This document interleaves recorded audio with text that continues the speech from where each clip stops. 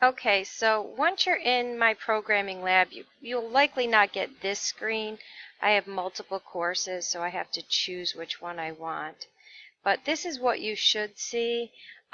You'll say a welcome message with your name. Below that, you should see this course, CPS 120, My Name Sorrentino, Section 0W1. And make sure you're enrolled in the correct section. Once you get into My Programming Lab, you'll see on the left side the name of our textbook, Add C++ or Objects Early, and then you'll see the assignment for the first chapter is here. As new modules open, you'll see additional chapters displaying here as well. But if I expand this, you'll see that there's a series of questions, and 1.3 just means Chapter 1, Section 3 is where you would find this material, Chapter 1, Section 4. And what you do is you just click on a question number, you go over here to the work area, and you enter an answer for the question, and you choose Submit. Now, it'll tell me that it's incorrect, and if I try something else, I can submit, and it'll tell me it's correct. So you can try to answer the question a few different times until you get the correct answer. Try to make sure that you spell things correctly so the program can recognize it.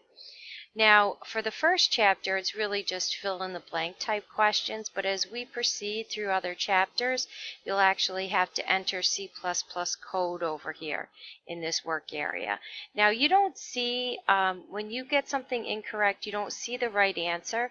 The solutions to these will be open up once the due date passes. The very next day, you can go back in and you can see what the correct answers are. So you'll see here that you can see that you've completed that question. There's a green check mark, and then you can go on to the next question.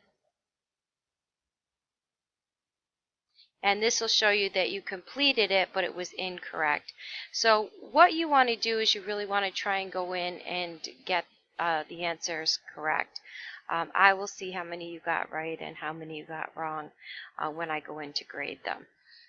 So that's really how the assignments in My Programming Lab work. In addition, in here you will find that you have access to the e-text. So if you click on this link,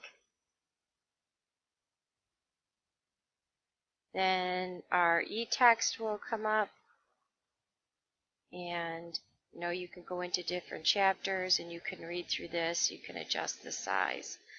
You can do all kinds of things here.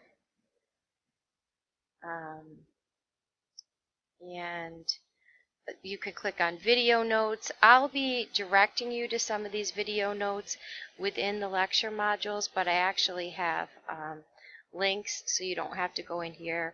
The link will send you to the correct video.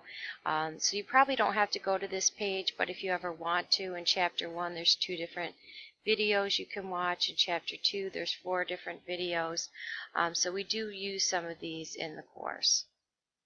And that's pretty much all you need to know about My Programming Lab. The contents, that just toggles the table of contents, that toggles the workbench, and I think that's about it. So it's relatively easy to use, and if you ever have any questions on it, you can just let me know.